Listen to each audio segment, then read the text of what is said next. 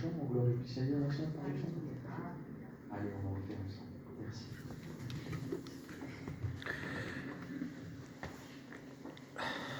Allez, on va reprendre Christ et la lumière.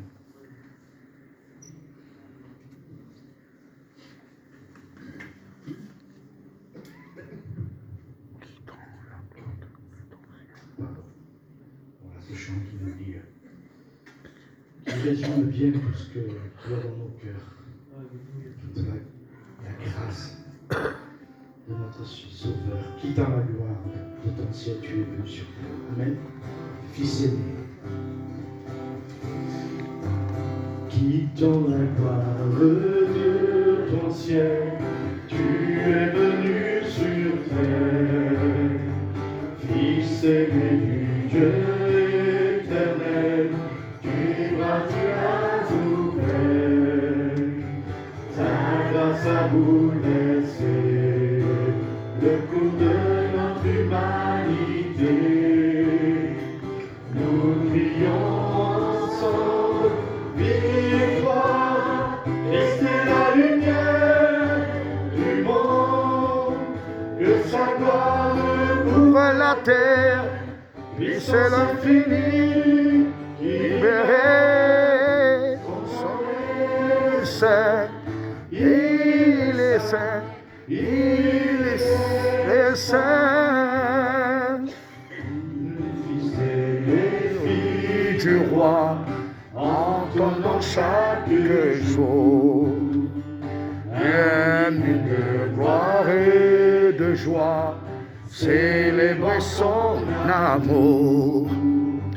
Les nations de la terre s'inclinant devant le Père, chantons ensemble victoire, la lumière du monde, que sa gloire couvre la terre, puis c'est infini, libéré, son nom est saint, il est saint, il est saint, son nom est saint, il est saint, il est saint.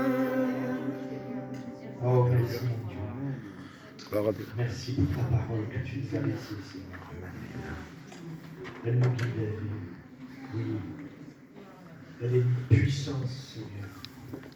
Un instrument dans les lèvres des serviteurs. Merci de d'ouvrir mon cœur à ta parole maintenant, Seigneur.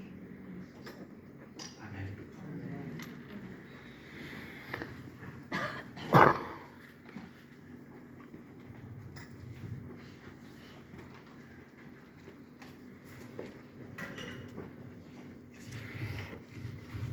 Gloire à Dieu. Rien de plus grand, rien de plus précieux, rien de plus enthousiasmant, de plus vivifiant, de plus rassurant. Mettez tous les bancs que vous voulez. Rien de plus que la présence de Dieu, rien de mieux. Jamais autre chose. Il nous suffit d'être Gloire à Dieu. Tout et partout. On va ouvrir la parole de Dieu ensemble. Oui, on va ouvrir la parole de Dieu. Je vous donnerai quelques bonnes nouvelles de nos frères et sœurs après. Voilà, on va continuer notre étude de l'Apocalypse. On arrive bientôt à la fin. Aujourd'hui, on va parler, je l'avais annoncé, on va parler de la chute de Babylone, les chapitres 17 et 18. On ne leur redira pas tout, évidemment, ce serait trop long, mais je vais accentuer sur les points les plus importants. Et puis, je pense qu'il nous restera peut-être encore 2 messages. On va faire les chapitres 19 et 20, c'est-à-dire le retour de Jésus, Armageddon, le millénium. En même temps, vous allez voir que sur le millénium, la Bible ne dit pas grand-chose. Hein. Il y a eu beaucoup de spéculations, mais la Bible ne dit pas grand-chose. Et puis après, on fera les chapitres 21 et 22. Je pense d'ici 2 week-ends, on pourrait tout terminer. Alors aujourd'hui, vous pouvez ouvrir le chapitre 17. Je vous rappelle simplement que ce que nous étudions depuis à peu près le chapitre 11 se situe dans la deuxième moitié de la grande tribulation, c'est-à-dire dans cette période de 7 ans, ce sont les 3 ans et demi des 1260 jours, 42 mois, 3 ans et demi, qui précèdent le retour de Jésus en gloire lors de la bataille d'Armageddon. Et on se souviendra, je le redirai, il faut toujours se souvenir, frères et sœurs, que plus on avance dans les temps, plus on va se rapprocher du retour de Jésus. Bien sûr, on ne sait pas quand. Le Seigneur a donné des checkpoints, il a donné des points de passage obligés, mais il a dit, ce n'est pas à vous de connaître ni le jour, ni l'heure, ni les temps, ni les circonstances. Parce que cette semaine, j'ai retrouvé un ami de Strasbourg, un chrétien bien gentil, et j'ai eu droit au Covid, au machin, la marque de la bête, etc. etc. Et puis, que le Seigneur, s'il ne revenait pas cette année, c'était l'année prochaine, quoi, voilà. Ce n'est pas à vous de connaître le jour ni l'heure. Le Seigneur a donné des grands points de repère, mais on ne sait pas quand ça se passera, mais on sait qu'on y va. Mais vous vous souvenez que plus on avance dans les temps, et que dans ces 3 ans et demi, dans ces temps qui précéderont le retour de Jésus, tout, peu importe ce qu'on voit, tout va monter à son paroxysme, tout va arriver à son point culminant. Ce sera vraiment, cette période, le comble du pire avant le dénouement final. Le dénouement final, c'est le retour de Jésus, lorsqu'il pose son pied sur la montagne des Oliviers. Ok, alors, on avait vu, je vous rappelle simplement, rapidement, dans cette période du pire, que le Seigneur va prendre des mesures aussi exceptionnelles, et on a parlé de cette proclamation inédite de l'Évangile, les 3 anges, un qui proclame, un qui annonce, et un qui avertit. Et souvenez-vous, le 2e ange, il avait un message spécifique, il annonçait la chute de Babylone, et c'est de cela dont on va parler aujourd'hui. Parce que logiquement, une fois que les 7 coupes, les 7 derniers fléaux qui s'étaient abattus sur la terre, on les avait lus et étudiés, logiquement, on devrait arriver au retour de Jésus en gloire. Mais il y a, entre le chapitre 16 et le chapitre 19, il y a 17 et 18. Et il y a 2 chapitres entiers qui sont consacrés pour expliquer à Jean la chute de Babylone. 2 chapitres entiers. Ça mérite qu'on s'y arrête, parce que vous allez voir ce que représente vraiment Babylone, et on peut dire ainsi, Dieu a vraiment un compte à régler avec elle. Il y a 2 chapitres entiers, parce que Dieu a vraiment un compte à régler avec elle. Et là, il va vraiment y avoir un jugement de Dieu. À cause de tout ce qu'elle est, vous allez comprendre. Avant qu'on commence la lecture, on va lire le chapitre 17, et quasiment pas ou très très peu le chapitre 18. Simplement vous faire comprendre ce qui se passe, c'est que le chapitre 17 et 18 présentent Babylone sous 2 aspects, pour éclaircir. Le chapitre 17 va présenter Babylone comme super pouvoir religieux de la fin des temps. C'est un système. Mais le chapitre 18 présente Babylone non pas comme super pouvoir religieux dans un système de fonctionnement antagoniste à Dieu, mais va présenter Babylone vraiment en tant que ville. C'est vraiment une ville qui devra être reconstruite, c'est vraiment une ville, et avec une puissance commerciale. Donc le chapitre 17 nous parle de Babylone, la superpuissance religieuse de la fin des temps, et le chapitre 18 nous parle de Babylone, la ville, la superpuissance commerciale mondiale. Là, dans le message, je vais passer les 2 tiers faciles sur la puissance religieuse, parce que pour le reste, vous allez voir, c'est très simple. Mais c'est au chapitre 17 qu'il y a eu le plus de problèmes d'interprétation. Alors on y va, chapitre 17, verset 1er. Donc, puis un des 7 anges qui tenaient les 7 coupes vint et m'adressa la parole en disant : Viens, je te montrerai le jugement de la grande prostituée qui est assise sur les grandes eaux. C'est avec elle que les rois de la terre se sont livrés à l'impudicité, et c'est du vin de son impudicité que les habitants de la terre se sont enivrés. Il me transporta en esprit dans un désert, et je vis une femme assise sur une bête écarlate, pleine de noms de blasphème, ayant 7 têtes et 10 cornes. Cette femme était vêtue de pourpre et d'écarlate, et parée d'or, de pierres précieuses, de perles. Elle tenait dans sa main une coupe d'or remplie d'abominations et des impuretés de sa prostitution. Sur son front était écrit un nom, un mystère, Babylone la grande, la mère des impudiques et des abominations de la terre. Et verset 6, je vis cette femme ivre du sang des saints et du sang des témoins de Jésus, et en la voyant, je fus saisi d'un grand étonnement. Alors je me dis, pourquoi t'étonnes-tu ? Je te dirai le mystère de la femme et de la bête qui la porte, qui a les 7 têtes et les 10 cornes. La bête que tu as vue, elle n'est plus. Elle doit monter de l'abîme et aller à la perdition. Les habitants de la terre, ceux dont le nom n'est pas écrit dès la fondation du monde dans le livre de vie, ces habitants-là, perdus, ceux-là s'étonneront en la voyant parce qu'elle était, qu'elle n'est plus, elle réapparaîtra. Elle était, elle n'est plus, elle reparaîtra. C'est ici l'intelligence qui a de la sagesse. Les 7 têtes sont 7 montagnes sur lesquelles la femme est assise. Ce sont aussi 7 rois. 7 montagnes ou 7 rois, vous allez voir, je l'expliquerai, c'est pareil. 5 sont tombés. Un existe, l'autre n'est pas encore venu.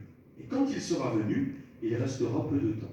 La bête qui était, qui n'est plus, est elle-même un 8e roi, et elle est du nombre des 7, et elle va à la perdition. Ça, c'est un peu compliqué, mais vous allez voir, c'est très simple au final. Verset 12. Les 10 cornes que tu as vues sont 10 rois qui n'ont pas encore reçu de royaume, mais qui reçoivent autorité comme roi pendant 1 heure avec la bête. Ils ont un même dessein, et ils donnent leur puissance et leur autorité à la bête. Ils combattront contre l'agneau, et l'agneau, Jésus évidemment, les vaincra, parce qu'il est le Seigneur des seigneurs et le roi des rois. Et les appelés, les élus, les fidèles, qui sont avec lui, les vaincront aussi. Il me dit, les eaux que tu as vues, sur lesquelles la prostituée est assise, ce sont des peuples, des foules, des nations, des langues. Les 10 cornes que tu as vues et la bête haïront la prostituée, la dépouilleront, la mettront à nu, mangeront sa chair, la consumeront par le feu, car Dieu a mis dans leur cœur d'exécuter son dessein à lui, il est question du projet de Dieu. Dieu a mis dans leur cœur d'exécuter son dessein à lui, et d'exécuter un même dessein, et de donner leur autorité, leur royauté à la bête, jusqu'à ce que les paroles de Dieu soient accomplies. Et la femme que tu as vue, c'est la grande ville qui a la royauté sur les rois de la terre. Amen. Alors, vous allez voir, tout s'explique, la Bible s'explique par elle-même, il n'y a pas de problème. Tout d'abord, je vous ai dit que Dieu a vraiment un compte à régler avec Babylone. Si on parle un petit peu des origines de Babylone, Dieu a un compte à régler parce que cette histoire, ça dure depuis longtemps, combien Dieu est patient, combien il le sera encore, puisqu'il reste quand même, on ne sait pas combien de temps, mais il reste encore du temps devant nous avant que ces choses arrivent. L'origine de Babylone, c'est Babel. C'est ça l'origine.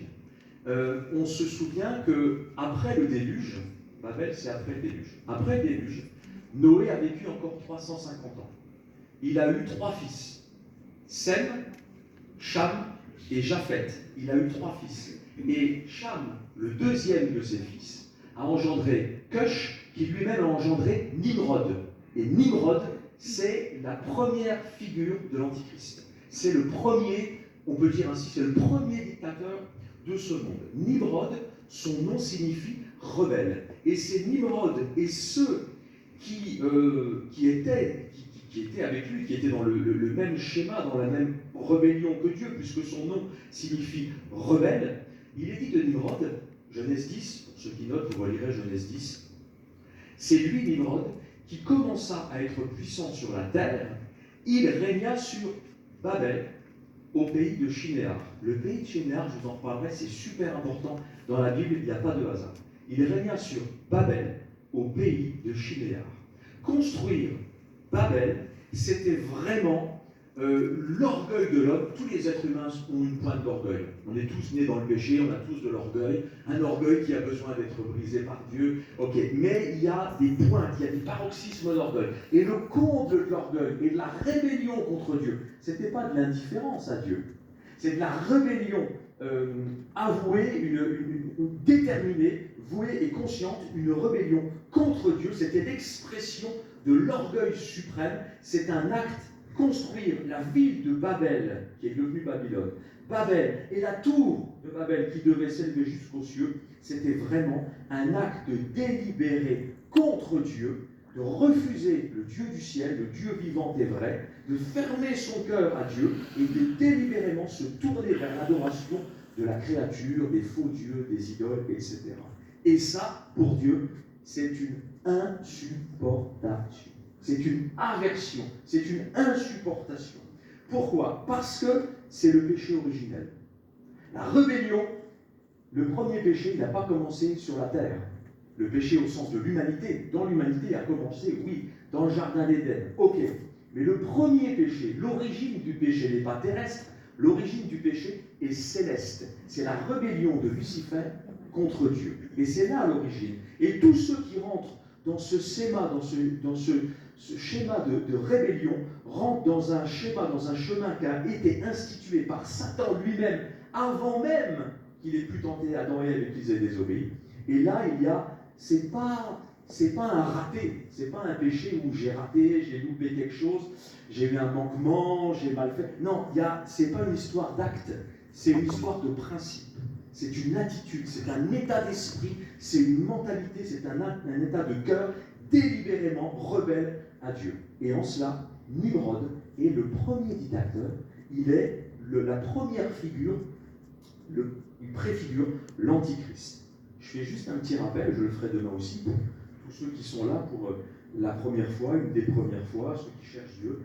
Il n'y a pas, c'est bête ce que je vais dire, pour les chrétiens c'est évident, mais pour les autres, c'est très bien qu'on cherche la vérité. Mais il n'y a pas 50 dieux. Hein. Le monde est dans son supermarché gigantesque, son super bazar de la religion, et cette mouvance écuménique qui est en train de monter de plus en plus, est en train d'amener les gens à choisir un petit peu le Dieu qui leur convient. Il n'y a pas 50 dieux. Il y a un seul Dieu vivant et vrai. Il n'y en a pas 3, il n'y en a pas 2, il y a un seul Dieu. Et aucun homme, rien ni personne n'a le droit de se façonner un Dieu à son image. Je ne peux pas me façonner un Dieu à ma convenance. Il y a un seul Dieu, ce Dieu qui se révèle dans la Bible, c'est le Dieu trinitaire, un seul Dieu en 3 personnes, Dieu le Père, Dieu le Fils, Dieu le Saint-Esprit. Le Dieu qui s'est révélé, ce Dieu unique, trinitaire, mais unique, qui s'est révélé à Abraham, à Isaac, Jacob, les patriarches, le Dieu qui s'est révélé à Moïse, il lui a dit « Je m'appelle, je suis celui qui est l'existant, celui qui est d'éternité en éternité. Amen. Il est le créateur de toutes choses, il est l'auteur de la vie, il est à l'origine de tout. » Paul dit « C'est de lui, c'est par lui, c'est pour lui que sont toutes choses. » Logiquement, y compris moi. C'est lui qui s'est révélé, et qui s'est révélé progressivement tout au long de l'Ancien Testament pour arriver à ce point culminant. C'est aussi un Everest de révélation avec Jésus-Christ. Dieu a dit tout ce qu'il avait à dire à l'humanité. La révélation, elle est parfaite, elle est complète, le tableau est parachevé, il n'y a rien à enlever, il n'y a rien à retoucher, il n'y a rien à retrancher, il n'y a rien à redire. Jésus dit, si quelqu'un enlève un seul iota à mes paroles, il sera aussi retranché. Alors, on arrive à ce point culminant, et puis après Jésus, le Seigneur continue, pour tous ceux qui le veulent, il continue à se révéler par le Saint-Esprit et par sa parole à ceux qui veulent bien l'accueillir dans leur cœur. Charge à chacun. C'est la question du choix, du libre arbitre. Charge à chacun de l'accepter ou de le rejeter. Mais il n'y a pas 50 dieux. Il y a un seul Dieu. Et ce que je vais dire va très loin, mais tous les autres dieux sont des inventions humaines. Et tous les autres dieux, je vais très loin, pardon, sont des contrefaçons diaboliques.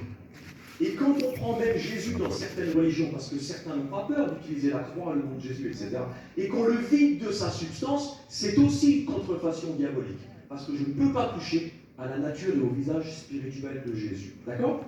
Donc tout le reste, c'est dur, mais la Bible est très claire, ce sont des contrefaçons diaboliques, derrière lesquelles, je suis clair, pardon, se cachent des démons. L'idolâtrie, c'est un monde démoniaque. Le monde de la religion, c'est un monde démoniaque. Et c'est pas anodin, c'est extrêmement sérieux. Et Babel, l'origine de Babylone, c'est Babel, c'est l'homme qui renie le Dieu de la Bible, le Dieu éternel, pour se créer son propre Dieu ou ses propres dieux à lui. Et ainsi, il vole à Dieu ce qui lui revient de droit, c'est-à-dire l'offrande de mon cœur, l'adoration de ma vie. Tu n'auras pas d'autre Dieu. Tu adoreras, le premier commandement, c'est tu adoreras le Seigneur ton Dieu, lui seul. Tu n'auras pas d'autre Dieu devant ma face. Et quand on n'est pas dans ce commandement-là, pour Dieu, c'est une aversion, c'est une insupportation, c'est très très grave. Et quand Nimrod et ses compatriotes ont dit « Bâtissons-nous une ville et une tour qui touche jusqu'au ciel », notez bien, ils ont construit pas une tour seulement, ils ont construit une ville bien réelle. Et Babylone sera une ville bien réelle. et une tour dont le sommet touche le ciel, ça a été l'un des plus gros affronts dans l'état d'esprit, une offense à la souveraineté de Dieu. Babel, c'est un symbole de rébellion, c'est une affaire de principe, ça évoque toujours devant Dieu, ça rappelle toujours devant Dieu le péché originel. D'accord? Alors on sait que, je termine vite fait, la Babel de la Genèse, elle n'a pas été finie, puisque Dieu a confondu leur langage, vous connaissez ça, Genèse, il a confondu leur langage, c'est l'origine des langues sur la terre, et il a dispersé ses hommes. Ils cessèrent de bâtir la ville, c'est pour cela qu'on appelle la ville Babel, parce que c'est là que l'Éternel a confondu leur langage. Babel, ça signifie confusion. Babylone aussi, ça signifie confusion. Pas seulement au sens où leur langage a été confondu, ça signifie confusion au sens spirituel du terme. Et dans les temps de la fin, ce super pouvoir religieux sera déjà aujourd'hui. Il n'y a jamais eu autant de religions à la surface de la terre que maintenant. C'est pas méchant. Et certains ont dit, je les aime beaucoup, c'est pas moi qui l'ont dit, c'est eux, on ne sait plus à quel sein se vouer. Posez-vous les vraies questions, il ne fallait pas en créer autant. Je suis désolé, il faut être clair. Donc, pardon, mais vous vous rendez compte quand même que déjà maintenant, les gens sont dans la confusion. Mais ça va aller avec les temps de plus de mal en pis, évidemment. Confusion aussi, surtout au sens spirituel du terme. Babylone, simplement pour terminer le petit côté historique, on la retrouvera, la ville n'avait pas été terminée, mais on la retrouvera bien plus tard. Souvenez-vous, Nebuchadnezzar, quand il déporte Daniel et ses amis et ses milliers, ses dizaines de milliers de juifs en cortège successif, en moins 500, moins 600, moins 586 avant Jésus-Christ, ce sont des milliers de cortèges déportés par Nebuchadnezzar qui se retrouvent à Babylone, dans le pays de Shinéar. C'est exactement là. Et plus tard, Babylone, évidemment, aussi ressurgira.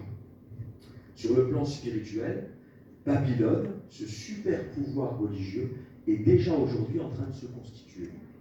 Et ça va aller très vite. Pour ce qui est de la ville, je vous en parle tout à l'heure, pour l'instant il n'y a rien, il y a Peanuts, il y a 3 briques et de Catherine, mais elle va être reconstruite, on va voir ensemble.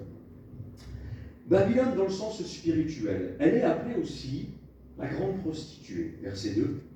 Viens, je te montrerai le jugement de la grande prostituée. Pourquoi grande prostituée? Parce que la prostituée, elle n'appartient pas à son époux, elle n'en a pas. La grande prostituée, parce qu'elle n'a pas, ce super pouvoir religieux n'appartient surtout pas à Dieu. Voilà, c'est ça que ça veut dire. Et aussi parce que dans la Bible, vous savez que la prostitution, au sens spirituel du terme, symbolise justement l'idolâtrie. D'accord? Babylone, Babel, confusion, rébellion, idolâtrie, les faux dieux. Pour Dieu, c'est de la prostitution. Si vous voulez des références, j'en ai plein. Ésaïe, Jérémie, Ézéchiel, Osée, Naoum. Très souvent, le Seigneur compare l'idolâtrie à de la prostitution spirituelle. Je vous donne les références après en aparté si vous voulez. Là, ce serait trop long. Mais j'ai tout noté au cas où. Ah, c'est une bombe. Elle est pleine de mots blasphèmes. Ce n'est pas un acte isolé. C'est de se dresser délibérément contre le Dieu du ciel. Verset 2, c'est avec elle que les rois de la terre se sont livrés à la débauche, c'est-à-dire que beaucoup de royaumes vont embrasser cette super religion mondiale, et c'est du vin de sa débauche que les habitants de la terre se sont livrés. Malheureusement, beaucoup suivront. Si on a vu qu'il y a... Tiens, l'image a disparu.